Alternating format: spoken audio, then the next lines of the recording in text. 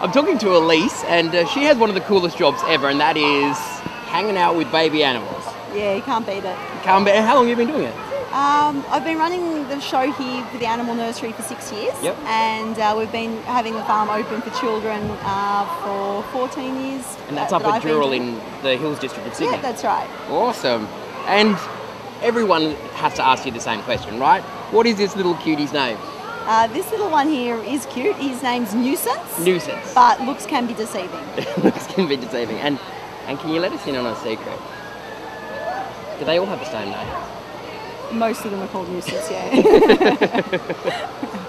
And the coolest part of your job is what?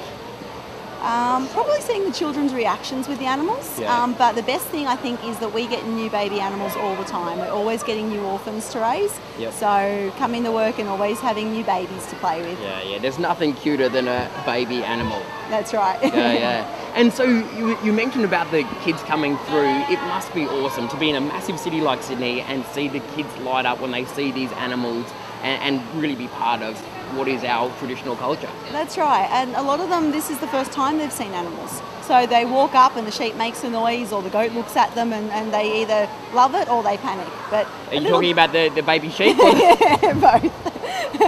But yeah, no, it is a rewarding experience. Yeah. And how many volunteers or how many staff do you guys have? We have 20 staff each day in the nursery here. Wow. Because you've got to be able to watch all the animals and all the kids at the same time, and that takes a lot of sets of eyes. Now, just on that, these are very cute. How many times do you have to check the backpacks of people as they leave? Yeah, we're pretty lucky here. The animals don't really like leaving with strangers. Right. So they wouldn't go willingly.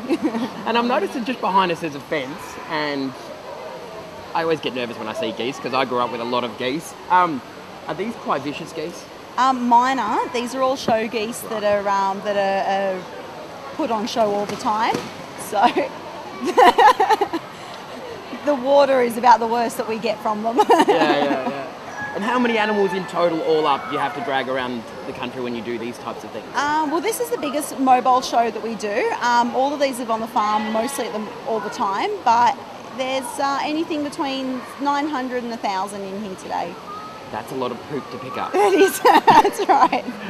And Is that the worst part of the job, or is there something else that you would just say, yeah, that really sucks about looking after gorgeous, cute little baby animals? No days off, no sick days. Holidays don't happen very often. So in other words, you're a farmer. That's right, exactly. And that's the one thing is that is difficult. You can't just say, oh, babies, you feed yourselves today. We're going out. So, They must need so much more care than your average. They do, and they tend to bond to people, and when you leave them, they get a bit upset. So they like being around people. They don't like being left on the farm by themselves. Now, the burning question is, what happens to them all when they're no longer cute little babies that you take around to shows and have over at And that's Golden a question we get a lot, and there's not just cute little babies in here. There are some bigger ones as well. And they're all just midgetised? Sometimes. We get attached to them. So if we're going to find homes for them at the end, or when they get too big for us, then it's pets. People into the suburbs, goes out in the suburbs of Sydney. They can be a couple of goats in the backyard or sheep. We're at Dural, Castle Hill, Windsor. Yep. A lot of those surrounding areas have acreage. So having some sheep in the backyard keeps the grass down. It's a lawnmower. It's an organic lawnmower. That's I exactly love it. right. So if people want to get in contact with you to see how they can get hold of one of these animals when it's finished its cute little appearance stage, it's kind of like toddlers and tiaras, isn't it? Yeah, that's right. Do some of them end up becoming little divas and grow into gremlins? I've got quite a few little naughty ones in here. That's why the Nuisance name comes into it. That's right. Elisa, I envy your job. Thank you so much. That's right. Anytime.